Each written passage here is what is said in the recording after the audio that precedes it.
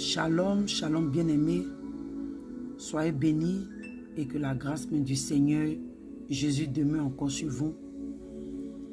Et je prie même que le Seigneur, par son Esprit Saint, prenne encore le contrôle de ce moment et qu'il donne gloire encore à son nom. Je viens encore véhiculer ce message en tant que servant de Dieu, en tant que sentinelle de l'Éternel. Je viens partager cette parole avec vous, et spécialement au gouvernement en place dans notre nation. Ça me fait 2 fois que le Seigneur me montre ça. Et ce que je voulais dire, c'est que ce que beaucoup de personnes n'ont pas compris, Dieu, personne ne peut régner sur une nation si Dieu ne l'a pas ordonné. Aucun homme, aucune personne ne peut régner, ne peut gouverner une nation, un pays, un continent, si Dieu ne l'a pas ordonné. Et malheureusement, beaucoup de nos dirigeants, beaucoup de nos politiciens, que ce soit partout dans le monde entier, n'ont jamais prêté attention à la voix de Dieu. Ils oublient que la position, la chaise sur laquelle ils sont assis en tant que président n'a pas été ordonnée par un homme. C'est l'Éternel des armées, le Seigneur Jésus-Christ. Mais malheureusement, nos politiciens se sont confiés dans leurs idoles, dans leurs marabouts, dans leurs fétiches, dans leurs dieux étrangers, et celui-là même qui les a établis comme chef sur les nations. Ils l'ont carrément ignoré. Je répète encore,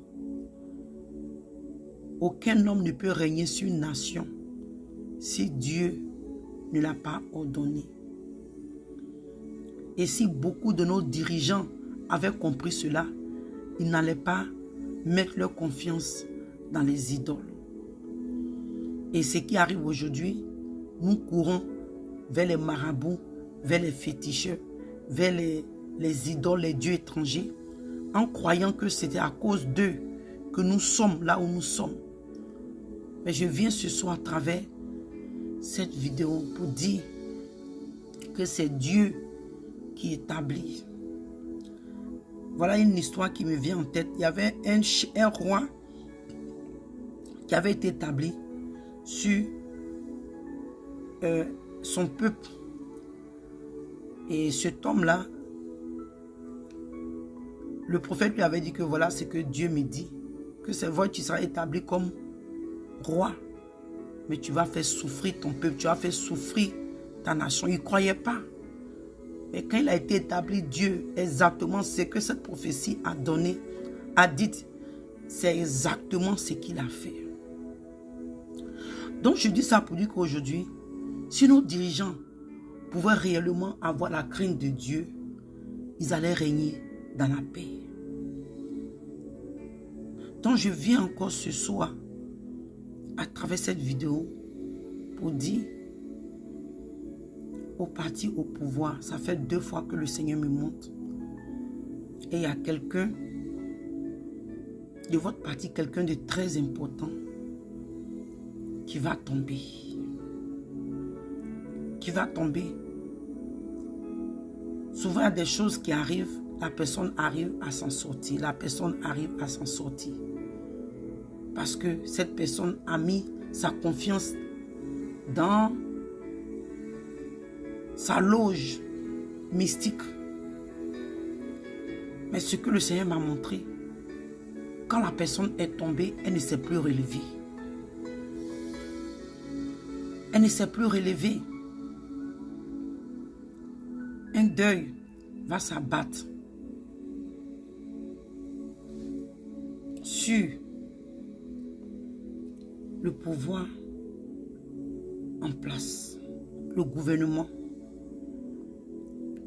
Sur le gouvernement.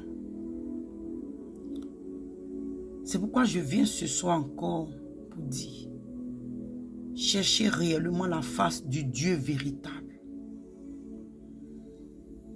Parce que tout ce que nous avons sur la terre ici, tout ça c'est éphémère.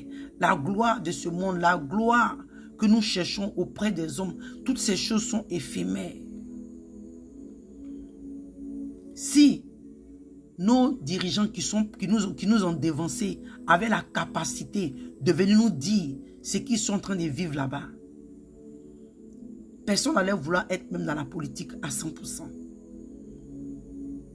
Parce que beaucoup de politiciens ont failli. Parce qu'ils ont ignoré la voix de Dieu. Donc c'est ce que j'avais à dire. Qu'un deuil va s'abattre sur le gouvernement. Et ça va vous surprendre. Ça veut dire qu'en fait c'est quelque chose que les gens ne vont même pas... Ça sera comme une surprise en fait. Et les gens ne vont pas penser que ça allait être cette personne.